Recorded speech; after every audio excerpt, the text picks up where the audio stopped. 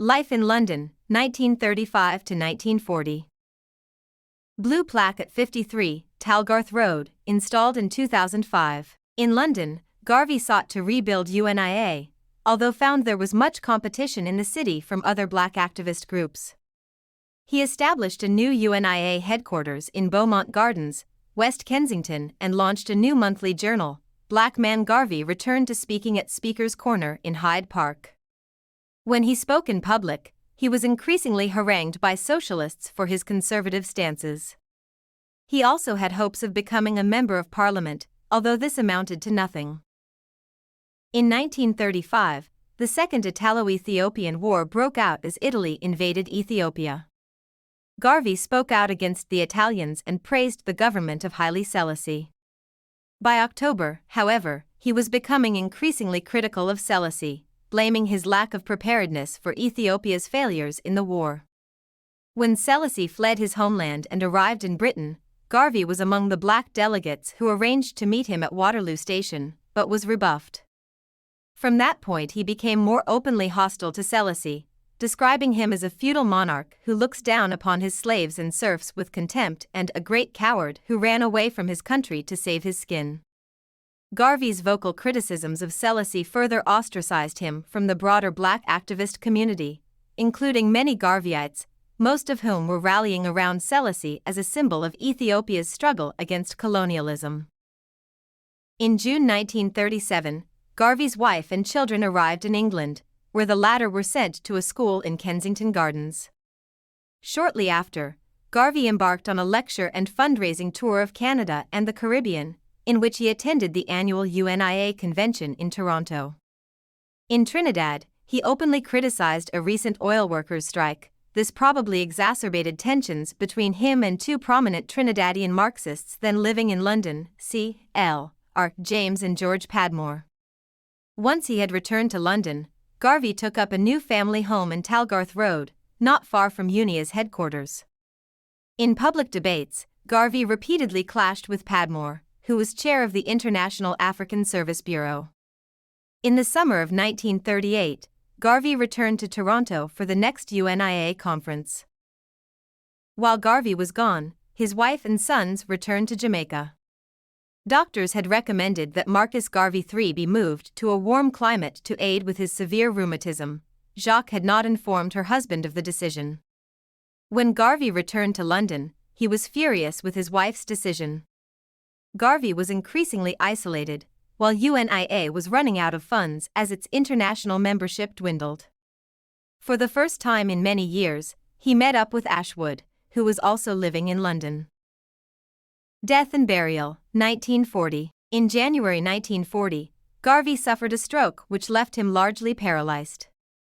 His secretary, Daisy White, took on responsibility for his care. At this point, Padmore spread rumors of Garvey's death. This led to many newspapers publishing premature obituaries, many of which he read. Garvey then suffered a second stroke and died at the age of 52 on June 10, 1940. His body was interred in a vault in the catacombs of the Chapel of St. Mary's Catholic Cemetery in Kensal Green, West London. Various wakes and memorials were held for Garvey, especially in New York City and Kingston, 353. In Harlem, a procession of mourners paraded to his memorial service. Some Garveyites refused to believe Garvey had died, even when confronted with photographs of his body in its coffin, insisting that this was part of a conspiracy to undermine his movement. Both Ashwood and Jacques presented themselves as the widow of Marcus Garvey, and Ashwood launched legal action against Jacques in an attempt to secure control over his body. The writer Richard Hart later noted that within a decade of his death, a veritable cult had begun to grow around Garvey's memory in Jamaica. By the 1950s, Jamaican politicians of varied ideological backgrounds were invoking his name. Leslie Alexander, a Kingston real estate agent, proposed the removal of Garvey's body and its return to Jamaica. Alexander's campaign was successful, and in 1964 Garvey's remains were exhumed and returned to Jamaica. The body lay in state at Holy Trinity Cathedral in Kingston, and thousands of visitors came for a viewing. His body was then reburied in King George VI Memorial Park on November 22, 1964, with pomp and ceremony befitting a national hero, numerous foreign diplomats attended. The monument, designed by G. C. Hodges, consists of a tomb at the center of a raised platform in the shape of a black star, a symbol often used by Garvey. Behind it, a peaked and angled wall houses a bust, by Alvin T. Marriott, of Garvey, which was added to the park in 1956, before his reinterment, and relocated after the construction of the monument. Ideology. Ethiopia, thou land of our fathers, thou land where the gods love to be, as storm cloud at night suddenly gathers, our armies come rushing to thee. We must in the fight be victorious, when swords are thrust outward to gleam, for us will the victory be glorious, when led by the red, black, and green. Lyrics from the UNIA Anthem. Ideologically, Garvey was a black nationalist. Generally referring to dark-skinned peoples of African descent as Negroes, he and the UNIA insisted that that term should be capitalized, thus according dignity and respect to those whom it described. His ideas were influenced by a range of sources. According to Grant, while he was living in London, Garvey displayed an amazing capacity to absorb political tracts, theories of social engineering, African history, and the Western Enlightenment. Garvey was exposed to the ideas about race that were prevalent at the time. His ideas on race were also heavily informed by the writings of Edward Wilmot Blyden and by his work in London with Duse Muhammad Ali. During the late 1910s and 1920s, Garvey was also influenced by the ideas of the Irish independence movement, to which he was sympathetic. He saw strong parallels between the subjugation of Ireland and the global subjugation of black people, and identified strongly with the Irish independence leader Eamon de Valera. In 1922, he sent a message to Valera stating that we believe Ireland should be free even as Africa shall be free for the Negroes of the world. Keep up the fight for a free Ireland. For Garvey, Ireland's Sinn Féin and the Irish independence movement served as blueprints for his own black nationalist cause. In July 1919, he stated that the time has come for the Negro race to offer up its martyrs upon the altar of liberty, even as the Irish had given a long list from Robert Emmet to Roger Casement.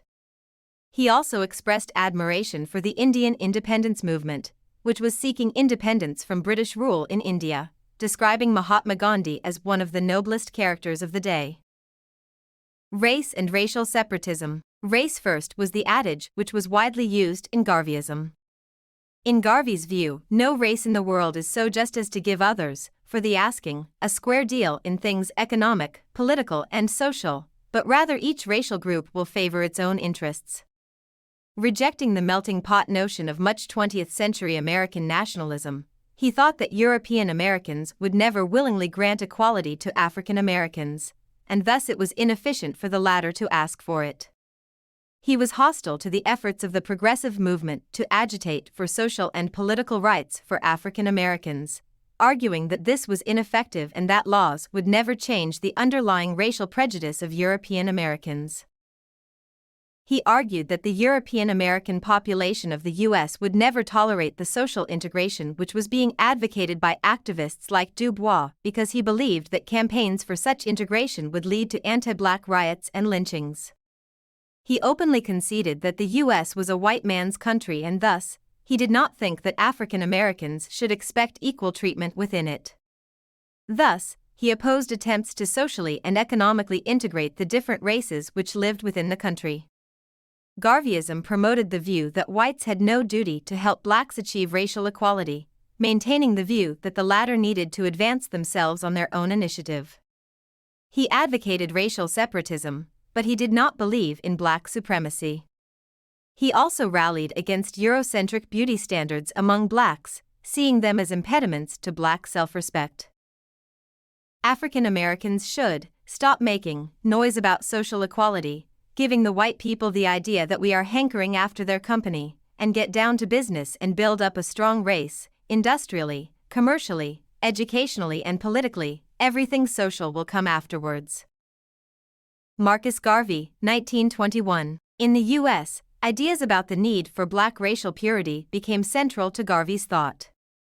He vehemently denounced miscegenation, believing that mixed-race individuals were torn by dual allegiances and they would often ally themselves with the more powerful race, thus, they would become traitors to the black race.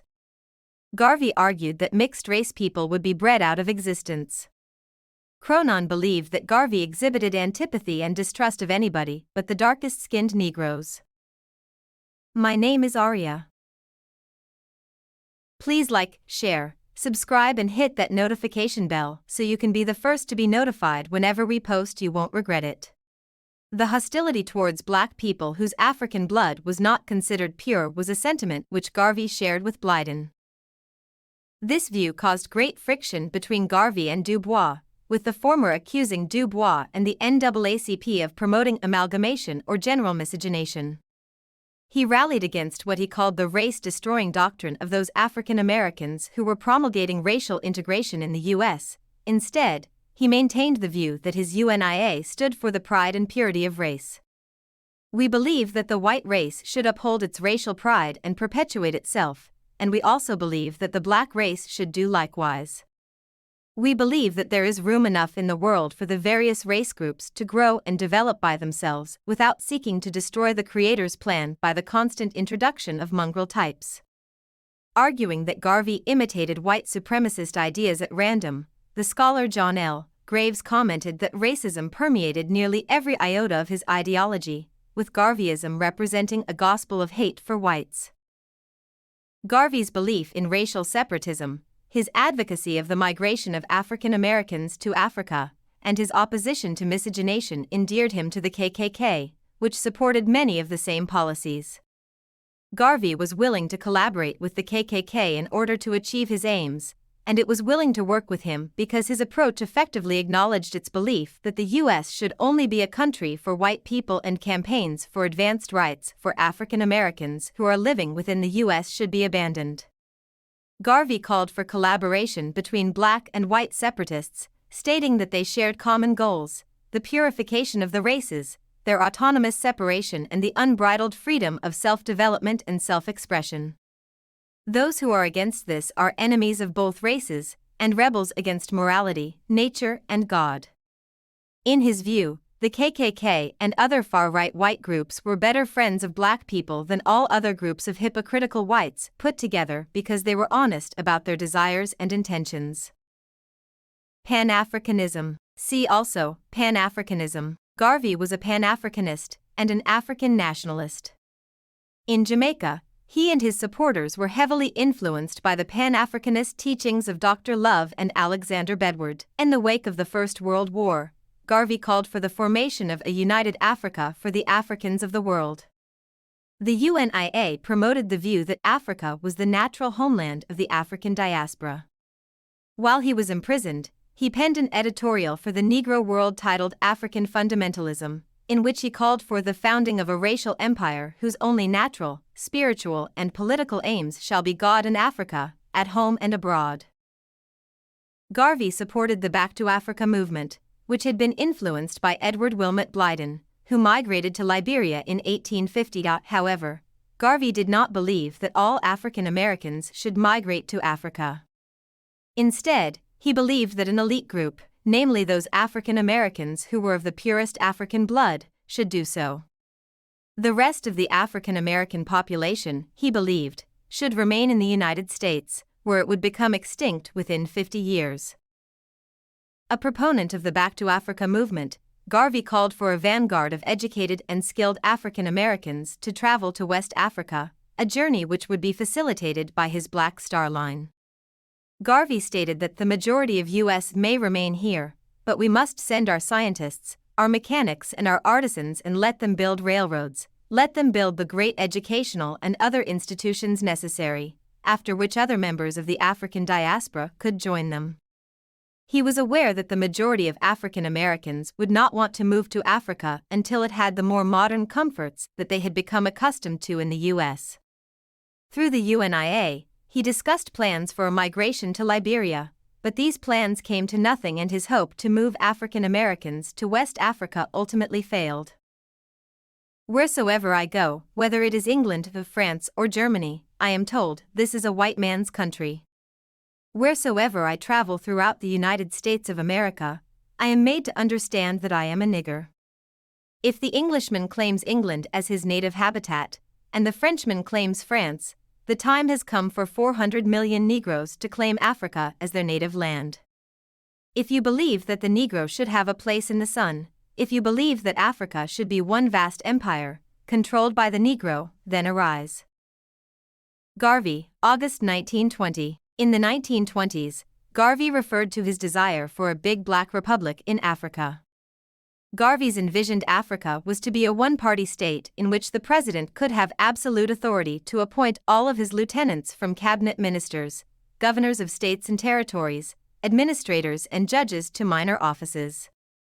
According to the scholar of African American Studies Wilson S. Moses, the future African state which Garvey envisioned was authoritarian, elitist, collectivist, racist, and capitalistic, suggesting that it would have resembled the later Haitian government of François Duvalier.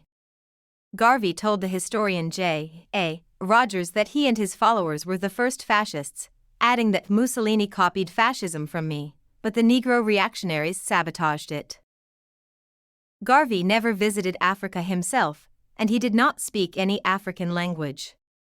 He knew very little about the continent's varied customs, languages, religions, and traditional social structures, and his critics frequently believed that his views of the continent were. He admired Booker T. Washington's economic endeavors but criticized his focus on individualism. Garvey believed that African American interests would best be advanced if businesses included collective decision-making and group profit-sharing. His advocacy of capitalistic wealth distribution was a more equitable view of capitalism than the view of capitalism which was then prevalent in the U.S. He believed that some restrictions should be imposed on individuals and businesses in order to prevent them from acquiring too much wealth. In his view, no individual should be allowed to control more than $1 million, and no company should be allowed to control more than $5 million. While he was living in Harlem, he envisioned the formation of a global network of black people who would trade among themselves, believing that his Black Star Line would contribute to the achievement of this aim. There is no evidence to support the view that Garvey was ever sympathetic to socialism. While he was living in the U.S., he strongly opposed attempts to recruit African Americans into the trade union movement by socialist and communist groups, and he urged African Americans not to support the Communist Party. This led to heavy scrutiny from communist group leaders and figureheads such as Grace Campbell, among others. He believed that the communist movement did not serve the interests of African Americans because it was a white person's creation. He stated that communism was a dangerous theory of economic or political reformation because it seeks to put government in the hands of an ignorant white mass who have not been able to destroy their natural prejudices towards Negroes and other non-white people. While it may be a good thing for them, it will be a bad thing for the Negroes who will fall under the government of the most ignorant, prejudiced class of the white race. In response, the Communist International characterized Garveyism as a reactionary bourgeois philosophy. Black Christianity. Whilst our God has no color, yet it is human to see everything through one's own spectacles, and since the white people have seen their God through white spectacles, we have only now started out, late though it be, to see our God through our own spectacles. Garvey, on viewing God as black, 1923. Grant noted that Garveyism would always remain a secular movement with a strong undertow of religion. Garvey envisioned a form of Christianity which would specifically be designed for black African people, a sort of black religion.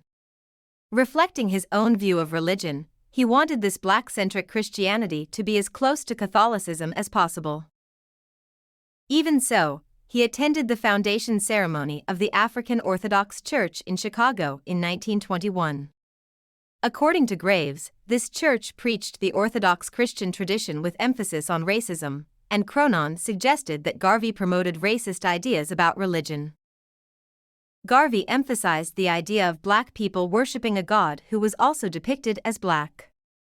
In his words, if the white man has the idea of a white God, let him worship his God as he desires. Since the white people have seen their God through white spectacles, we have only now started out to see our God through our own spectacles. We shall worship him through the spectacles of Ethiopia.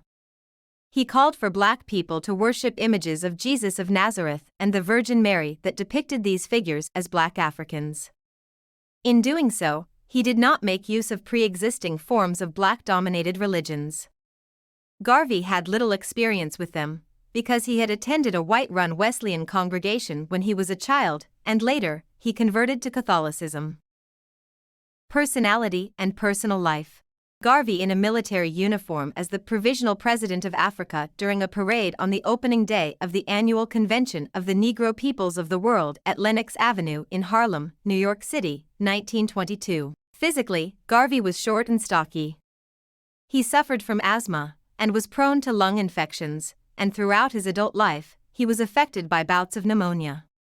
Tony Martin called Garvey a restless young man, while Grant thought that Garvey had a naive but determined personality in his early years. Grant noted that Garvey possessed a single-mindedness of purpose that left no room for the kind of spectacular failure that was always a possibility. He was an eloquent orator, with Cronon suggesting that his peculiar gift of oratory stemmed from a combination of bombast and stirring heroics. Grant described Garvey's public speeches as strange and eclectic, part evangelical, partly formal King's English, and part lilting Caribbean speechifying. Garvey enjoyed arguing with people, and he wanted to be seen as a learned man. He read widely, particularly in history. Cronon suggested that Garvey's florid style of writing and speaking, his fondness for appearing in a richly colored cap and gown, and his use of the honorary degree initials DCL after his name were crude attempts to compensate for his lack of formal academic qualifications. Grant thought that Garvey was an extraordinary salesman who developed a philosophy where punters weren't just buying into a business but were placing a down payment on future black redemption. Even his enemies acknowledged that he was a skilled organizer and promoter. For Grant, Garvey was a man of grand, purposeful gestures. He thought that the black nationalist leader was an ascetic who had conservative tastes. Garvey was a teetotaler who believed that alcohol consumption was morally reprehensible. He collected antique ceramics and enjoyed going around antique shops and flea markets and searching for items to add to his collection. He placed value on courtesy and respect, discouraging his supporters from being loutish. Garvey enjoyed dressing up in military costumes, and he also adored regal pomp and ceremony. He believed that pageantry would stir the black masses out of their apathy, despite the accusations of buffoonery which were made by members of the African American intelligentsia. Grant noted that Garvey had a tendency to overstate his achievements, but Cronon thought that Garvey tended to surround himself with sycophants rather than more competent advisors. In 1947, the Jamaican historian J.A. Rogers included Garvey in his book, The World's Great Men of Color, where he noted that had Garvey ever come to power, he would have been another Robespierre, resorting to violence and terror to enforce his ideas. Garvey was a Catholic. In 1919, he married Amy Ashwood in a Catholic ceremony, but they separated after 3 months. The New York court did not grant Garvey a divorce, but later, he obtained a divorce in Jackson County, Missouri. Ashwood contested the legitimacy of this divorce, and for the rest of her life, she claimed that she was Garvey's legitimate spouse. His first son, Marcus Garvey III, 1930–8 December 2020, became an electrical engineer and served as the 7th President General of the UNIAACL.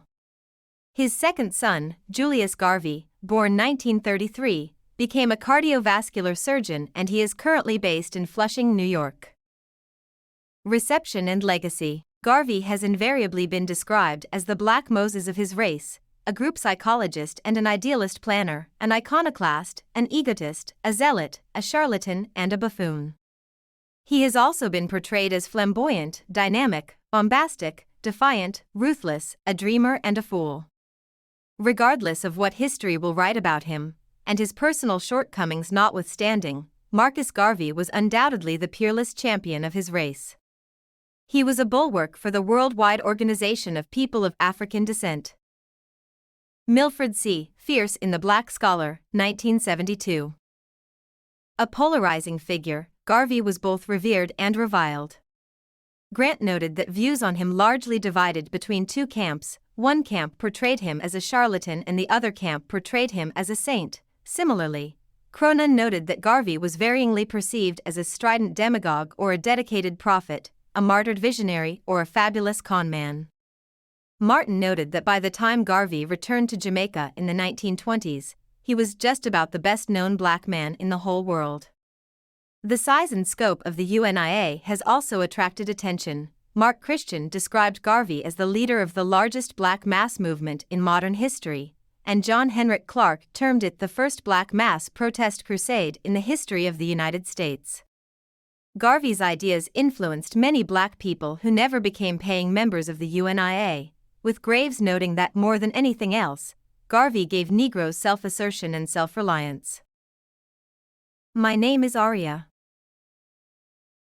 Please like, share, subscribe and hit that notification bell so you can be the first to be notified whenever we post. You won't regret it. In Jamaica, Garvey is considered a national hero. In 1969, Jamaica's government posthumously conferred the Order of the National Hero upon him.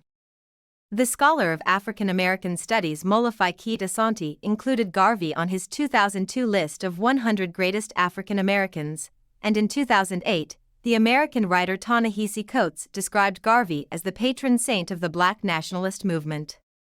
Grant thought that Garvey, along with Du Bois, deserved to be seen as the father of Pan-Africanism, and the Nigerian historian B. Steiner Ifequi called Garvey one of the greatest Pan-African leaders of the time. Garvey has received praise from people who believe that he was a race patriot, and many African Americans believe that he encouraged black people to develop a sense of self-respect and pride.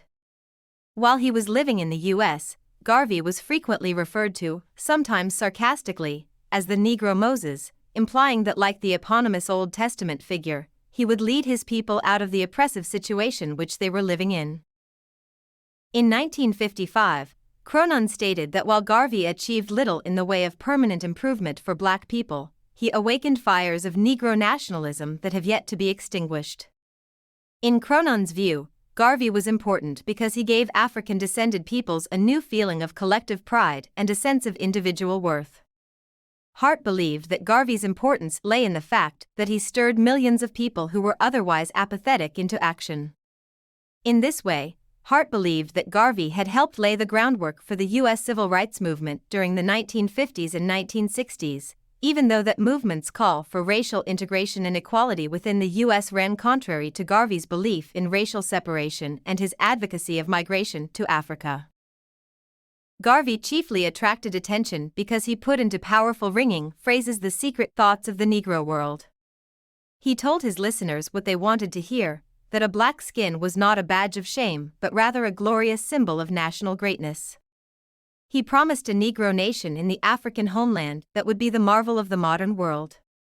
He pointed to Negro triumphs in the past and described, in glowing syllables, the glories of the future. When Garvey spoke of the greatness of the race, Negroes everywhere could forget for a moment the shame of discrimination and the horrors of lynching. Edmund David Cronin, one of Garvey's biographers, 1955. Kwame Nkrumah, the first president of Ghana, wrote in his autobiography that of all the works of literature which he had studied, the book that inspired him more than any other book was The Philosophy and Opinions of Marcus Garvey, or Africa for the Africans. Nkrumah went on to name Ghana's national shipping line the Black Star Line, and there is a black star square in Accra, and the Ghanaian flag also contains a black star. Ghana's national football team is also nicknamed the Black Stars. While he was living in the U.S., Garvey faced strong opposition from many prominent figures in the African American community as well as from leading progressive and left-wing organizations. He was also unpopular within elite sections of the African American community, in part perhaps out of envy of his successes in attracting the support of the black masses, and in part out of concern that he was leading their community astray. Critics regarded him as an idealist, and he was sometimes regarded as an egotist, a zealot, a charlatan, and a buffoon. Garvey obtained a reputation for failing to pay his debts, and his detractors accused him of dishonesty. Critics like Du Bois often mocked Garvey for his outfits and the grandiose titles which he gave to himself. In their view, he was embarrassingly pretentious. According to Grant, Many members of the established African American middle class were perplexed and embarrassed by Garvey, who thought that the African American working class should turn to their leadership rather than his. Concerns were also raised about his violent language because the people who raised them believed that it was inciting many Garveyites to carry out violent acts against Garvey's critics. During his lifetime, some African Americans wondered if he really understood the racial issues which were present in U.S. society because he was a foreigner, and later African American leaders frequently held the view that Garvey had failed to adequately address anti-black racism in his thought. Grant noted that in the years after Garvey's death, his life was primarily presented by his political opponents. Writing for the Black Scholar in 1972, the scholar of African American Studies Wilson S. Moses expressed concern about the uncritical adulation of Garvey within African American political circles. In Moses' opinion, this adulation led to red baiting and divisive rhetoric about being blacker than thou.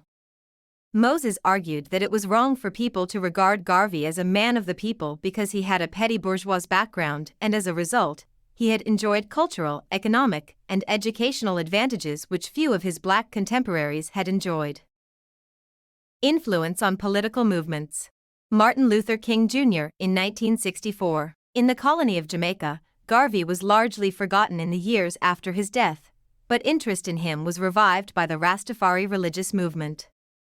Jacques wrote a book about her late husband, Garvey and Garveyism, and after finding that no publishers were interested in it, she self-published the volume in 1963. In 1962, when Jamaica became independent, the government hailed Garvey as a hero.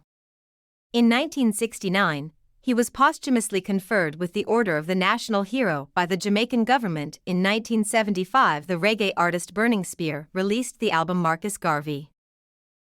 Interest in Garvey's ideas would also be revived in the 1960s through the growth of independent states across Africa and the emergence of the Black Power movement in the United States.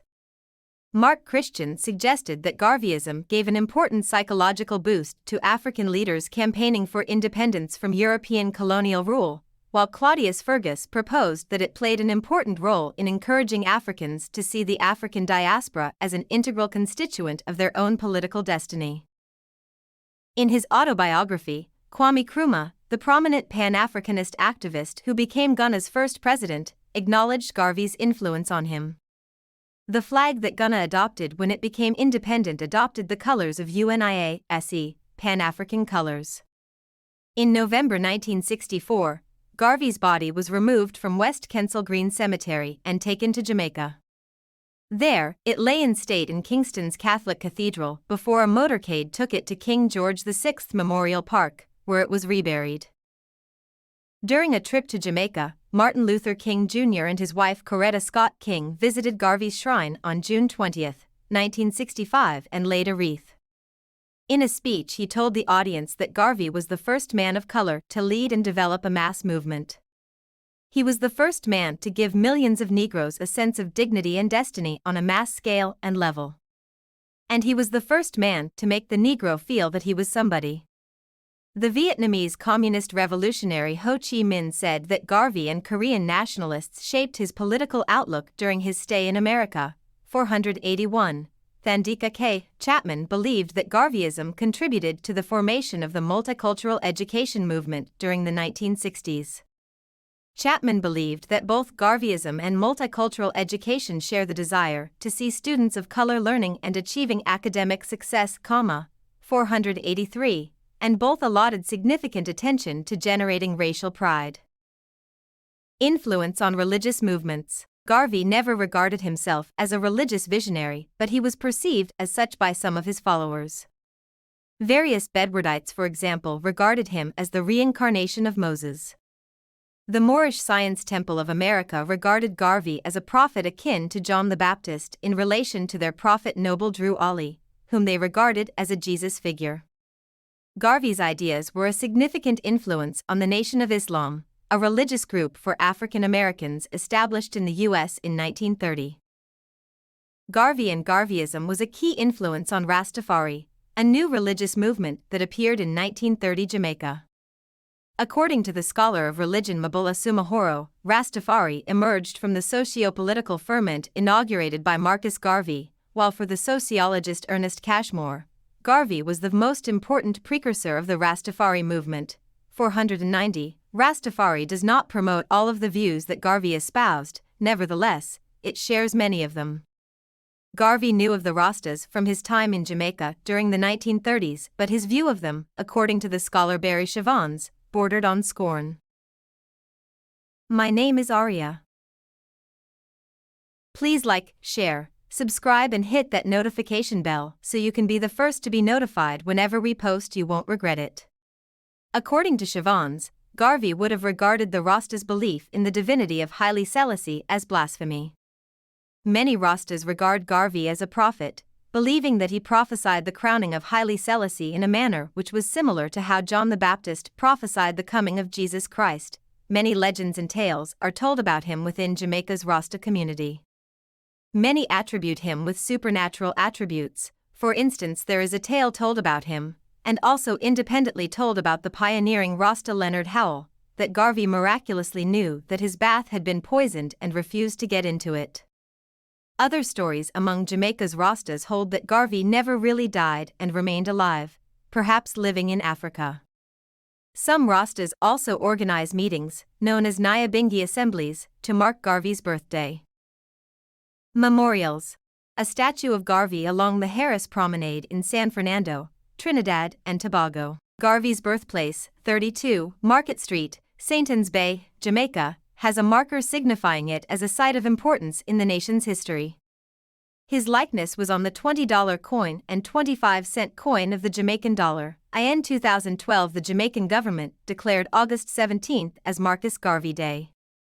The Governor-General's proclamation stated, "From here on every year this time, all of us here in Jamaica will be called to mind to remember this outstanding national hero and what he has done for us as a people. And our children will call this to mind also on this day," and went on to say, "to proclaim and make known that the 17th day of August in each year shall be designated as Marcus Garvey Day and shall so be observed." The Brownsville neighborhood in Brooklyn, New York City, is home to Marcus Garvey Village, whose construction was completed in 1976. This building complex is home to the first energy storage microgrid at an affordable housing property in the country. It will use the energy storage system to cut electricity costs, improve grid reliability, and provide backup power during extended outages. In the 1980s, Garvey's two sons launched a campaign requesting that the U.S. government issue a pardon for their father. In this, they had the support of Harlem Congressman Charles Rangel. In 2006, Jamaican Prime Minister Portia Simpson Miller tasked various Jamaican lawyers with investigating how they could assist this campaign. The Obama administration declined to pardon Garvey in 2011, writing that its policy is not to consider requests for posthumous pardons. There have been several proposals to make a biopic of Garvey's life. Those mentioned in connection with the role of Garvey have included the Jamaican-born actor Kevin Nivane and the British-born actor of Jamaican descent Delroy Lindo. Marcus Garvey appears in Jason Overstreet's The Strivers' Row Spy, a 2016 historical novel about the Harlem Renaissance. The novel also includes as characters W.E.B. Du Bois, James Weldon Johnson, and Adam Clayton Powell, among other historically significant figures. The 2021 documentary film African Redemption, The Life and Legacy of Marcus Garvey, directed by Roy T. Anderson, was made with the collaboration of Julius Garvey. My name is Arya. Please like, share, subscribe and hit that notification bell so you can be the first to be notified whenever we post. You won't regret it.